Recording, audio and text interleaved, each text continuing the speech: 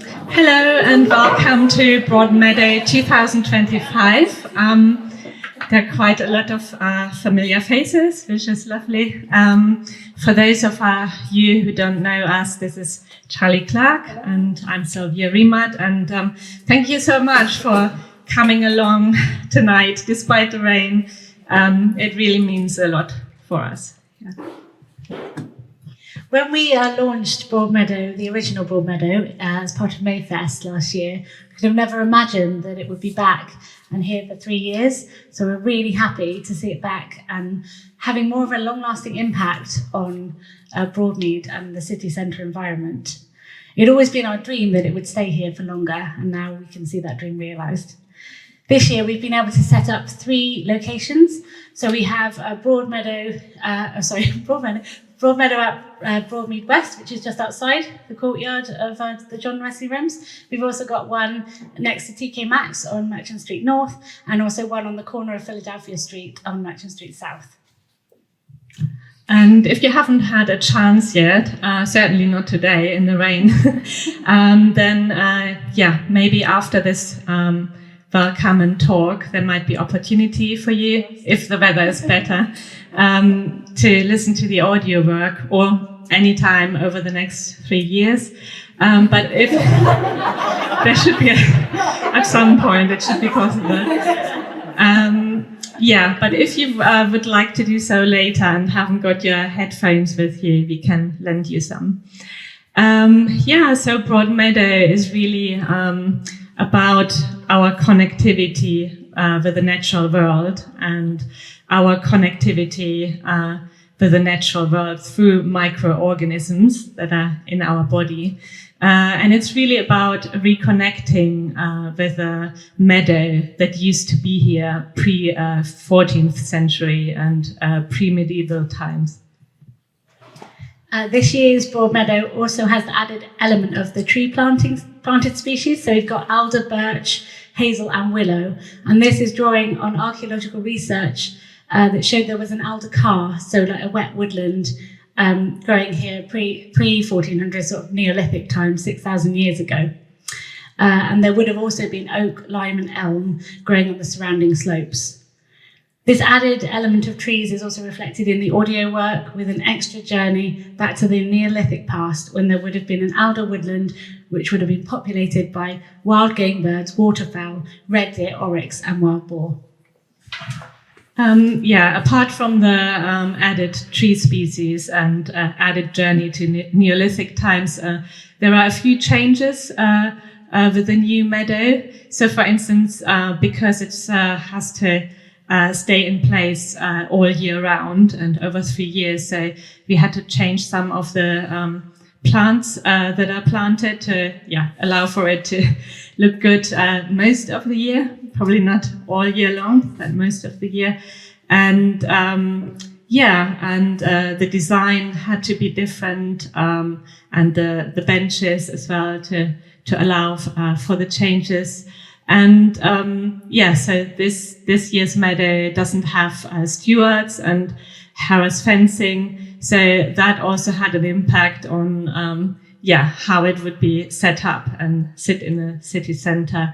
And also it draws on really on the future of Broad Mead, because it will be here for 3 years, and so over the next 3 years Broad Mead will change quite a bit. So for instance, the Debenhams building and the galleries will be demolished and rebuilt, and also the horse fair will be pedestrianised. So we kind of included like a forwards look also in the audio work and the work itself. With these changes in mind, we're particularly keen to reflect on Broad Meadow from a city planning perspective and what the future could hold, not just in Bristol but elsewhere. Before we hand over to our lovely guest speaker, Funda Kemal, regenerative architect and educator, we would like to draw attention to the fantastic initiators, partners and supporters that we wouldn't have been able to do this without. So we'd like to thank the City Centre and High Streets Recovery Renewal and Recovery and Renewal Programme, funded by Bristol City Council and the West of England Combined Authorities, and especially so to Jamie Burnham and Tabitha Clayson, who were absolutely instrumental in getting this process going. Further thanks and gratitude go to Rob Pooley and the Bristol City Council Blaze Plant Nursery team, Tom, who's here today, and Scott and Rich, who helped build those planters and also grow them as well, and Vivian Kennedy and her team at Broad Mead, who have supported the project from the start and are helping to maintain the boxes for years to come. Thank you also to residents, Artist Collective residents, and to our artistic team, to Sam Halmarak and James Stenhouse and Joe Hounsam and Joe Richardson and Steph Salos. And thank you also to Kate and Matthew from the Make team from last year's Bayfest, and Make in general.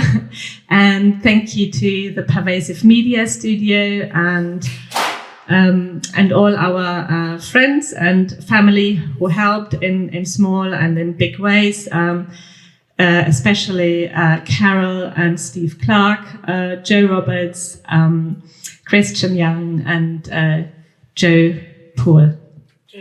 Cook. Joe Cook. Right, we are immensely proud to introduce regenerative architect, urban designer and educator Funda Kemal, who's with us today, and we will hand over now. And she'll be doing a talk on Habitat City, celebrating home. I just forgot the cheers. Oh, yeah. I just remembered, sorry, the most important bit of the evening. So if you all have a drink, we would like to cheer on the opening of Broad Meadow and on everyone who helped make it possible. Cheers. And now, Funda, thank you. Yeah. Please give a warm applause for Funda. Oh.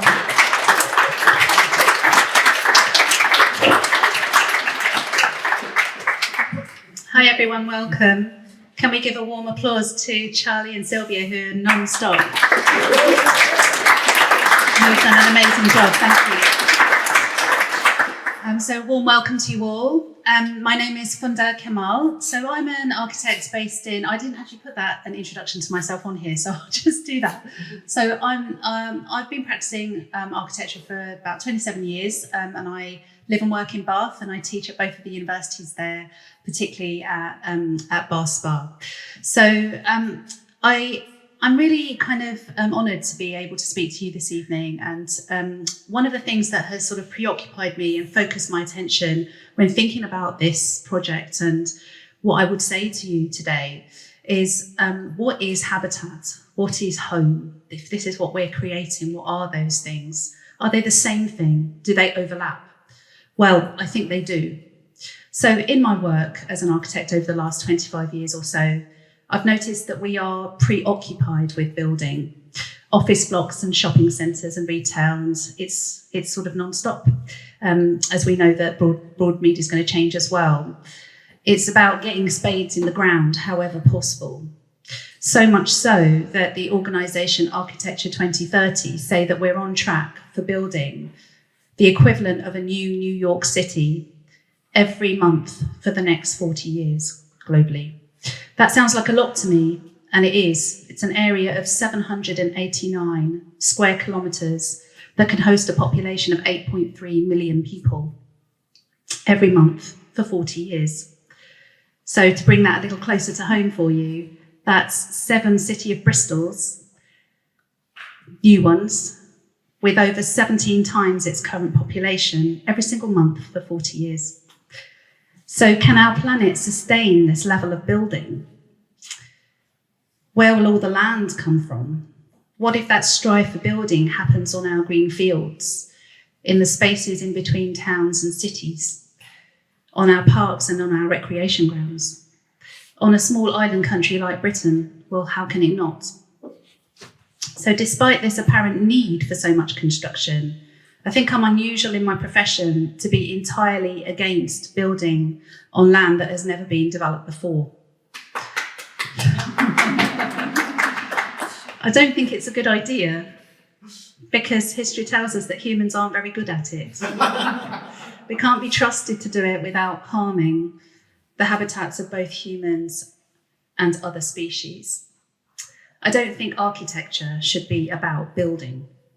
Though we might accumulate housing numbers, in the UK, we consistently do not take the care and attention to ensure every single unit can become a wonderful home, which is what architecture should be about in my mind.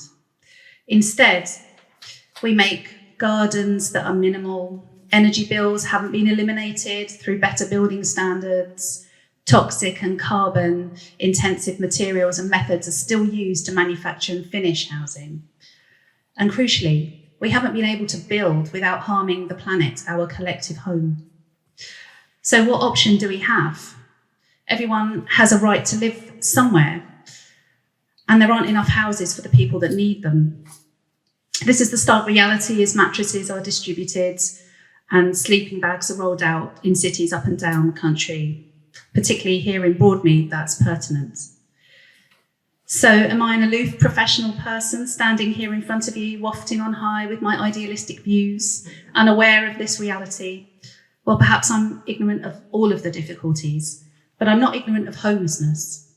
At the end of the 1970s in Greater London, I was born on the 10th floor of about 14 in a council block.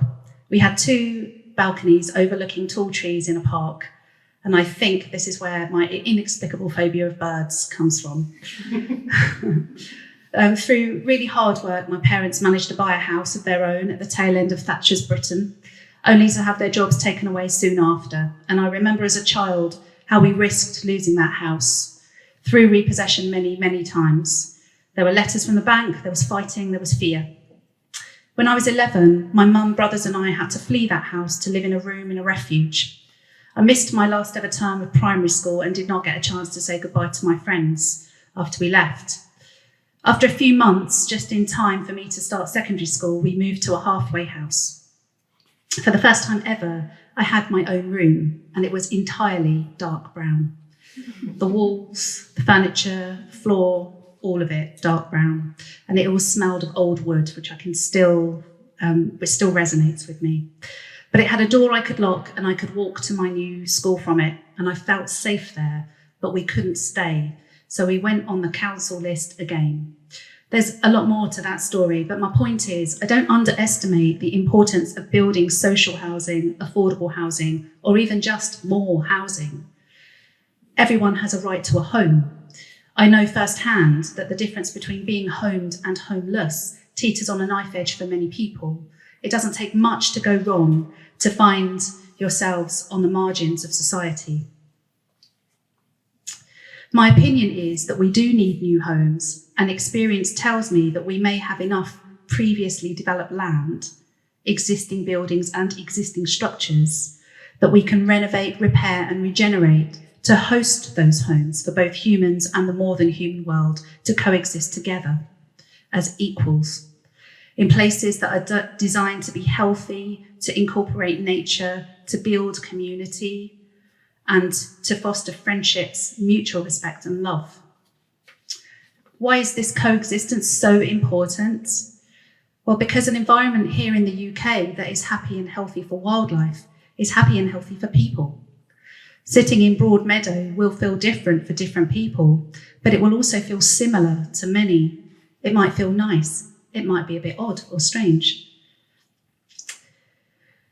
But there will be more than one of us for whom it will feel good, fun, a little bit exotic, or just a welcome relief. This common ground between us as people and us as living beings is my preoccupation, finding that common ground. We have a unique capacity for compassion, benevolence, and reasoning as humans. Indeed, this is the very definition of humanity. Can humanity be designed into the places we inhabit? Well, I believe it can. There's no doubt I'm an idealist. I believe I can see how we can already use our existing resources without the depletion of more finite resources on the earth. And I can see how to do this by repairing the damage we've already done. That is what regenerative in the regenerative architecture means. I can see that we can do this by being kind and respectful to one another, by creating and maintaining beautiful places for everyone. A couple of years ago, I was asked to act as an expert design witness by Devon County Council in a public inquiry. They were trying to stop the construction of 161 houses on Green Field. As soon as I arrived, I knew that field was special.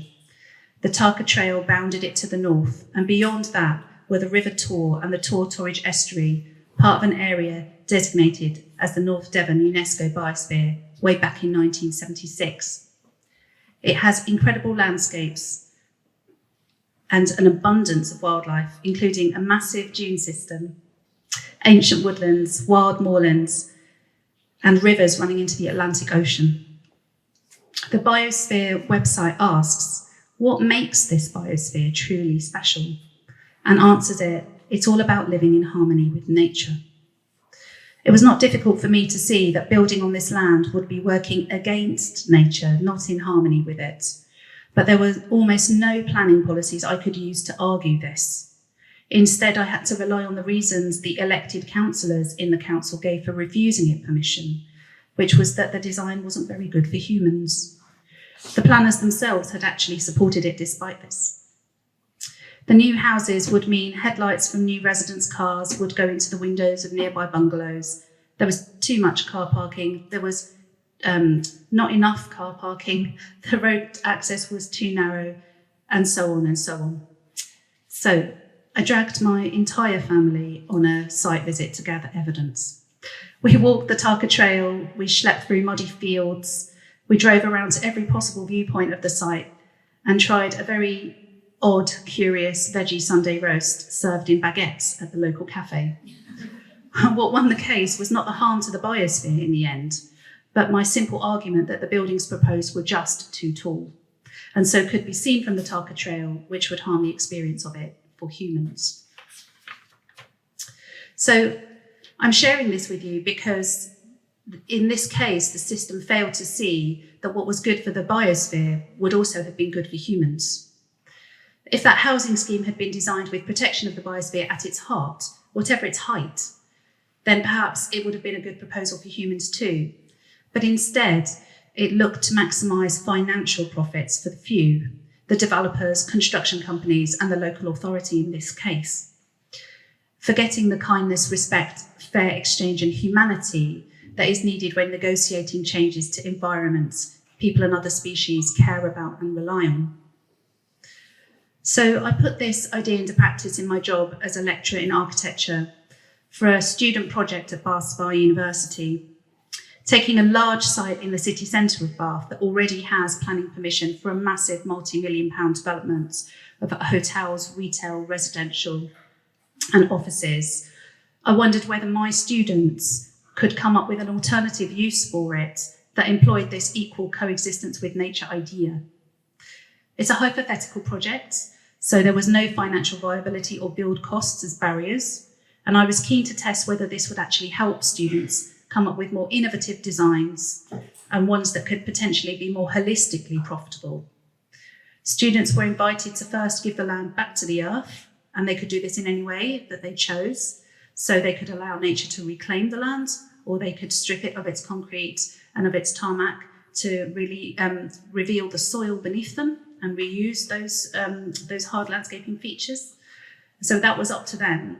And with the help of working together as teams themselves and with tutors and specialist lecturers, they were set out to find out as much as possible about the site. Who were the local communities? What uses and facilities existed around the site? What natural features were there? What history did it have? Some of it horrible histories. Do you know how Bath came about? And how did flooding of the river affect it?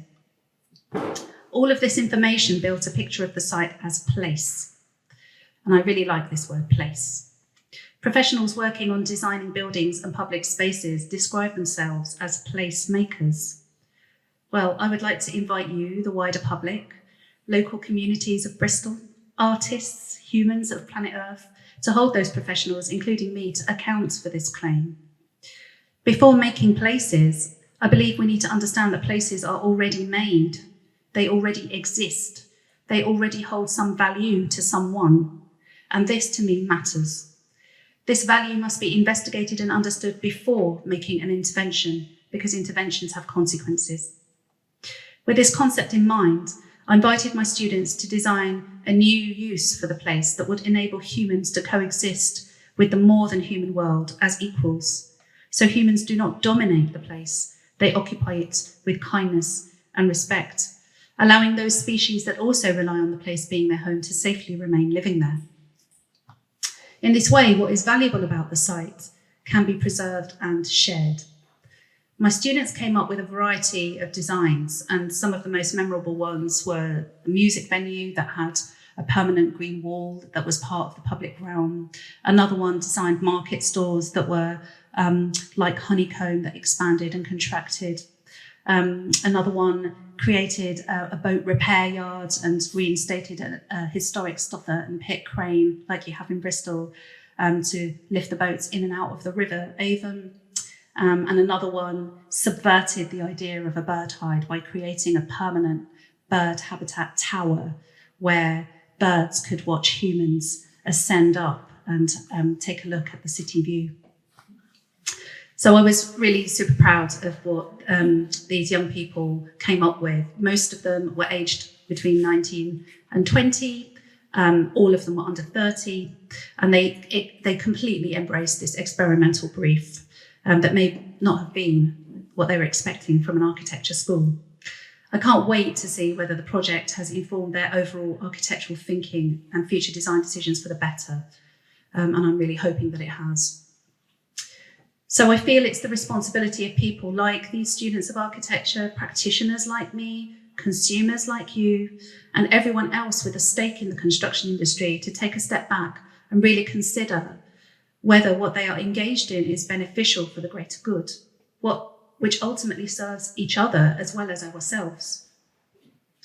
So it's a question of professional ethics, of course, but also of personal responsibility. What use is putting out the recycling on a Monday night if local building decisions result in digging up tons of carbon sequestering soil that is doing a good job storing harmful carbon away from the atmosphere? And to do this just to pump into the ground tons of concrete that is manufactured by creating even more carbon emissions. I get everyone has to do their job, earn a crust, pay the bills, feed their kids. I also know that we can't go on as we always have done and get away with it, because if we do, hunger and poverty will increase for the most vulnerable on Earth first. So in 2024, the planet reached an average temperature of 1.5 degrees above pre-industrial levels for the first time. We're already seeing the consequences of this in news of wildfires, heat waves, floods and hurricanes, more so as they get closer to Europe. Every fraction of a degree increase in turn increases the number of species on this planet that will become extinct.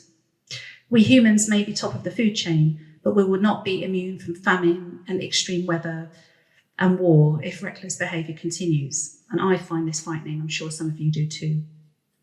It takes courage to call out harmful practices.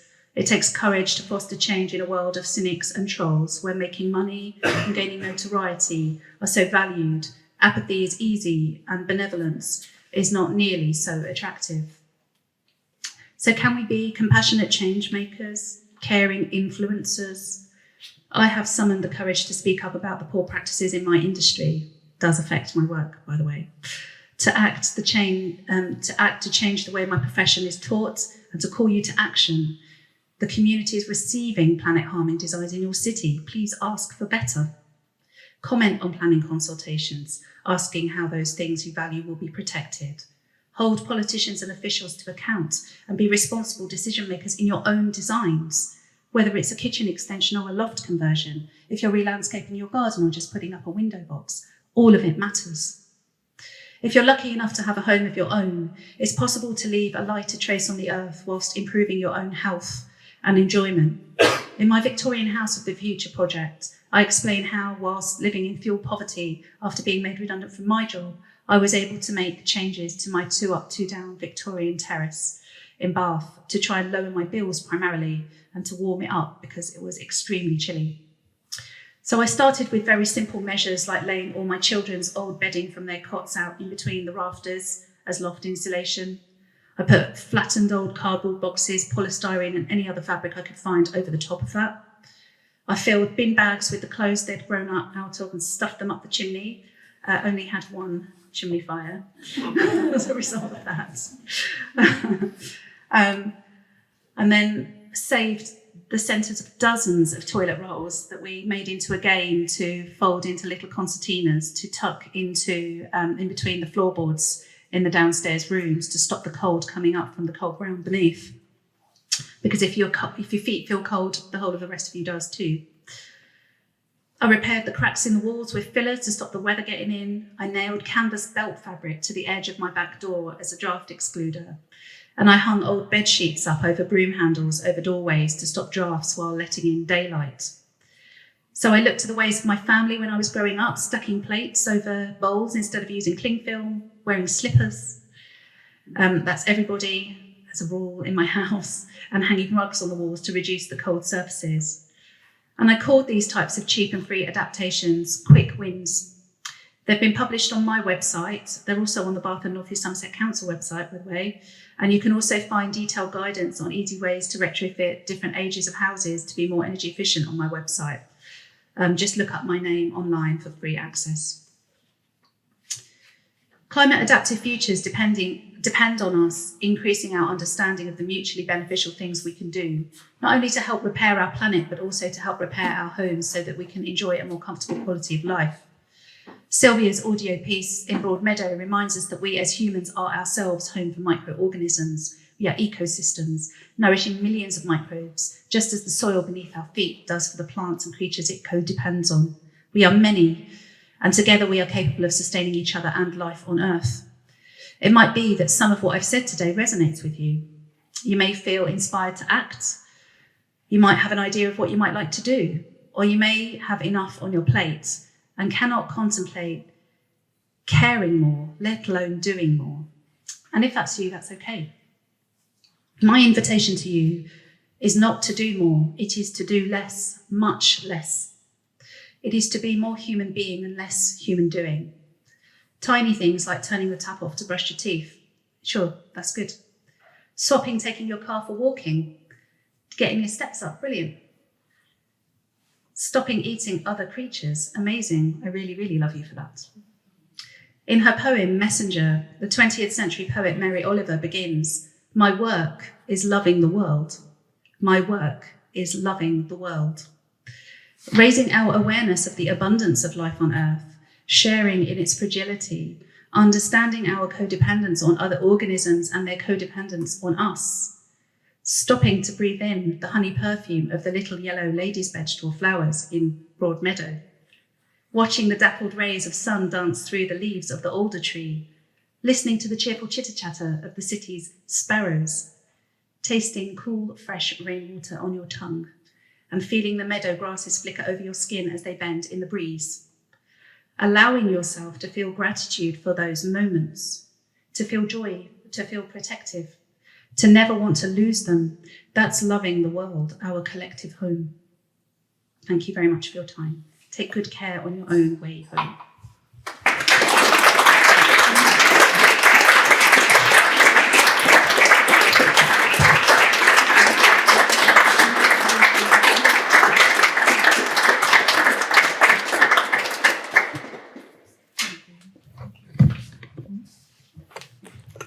Thank you so much. That was really interesting, Funda. Yeah, thank you. Lots to think about. Oh, get caught up in the wire. We're hoping that it might be bright sunshine outside.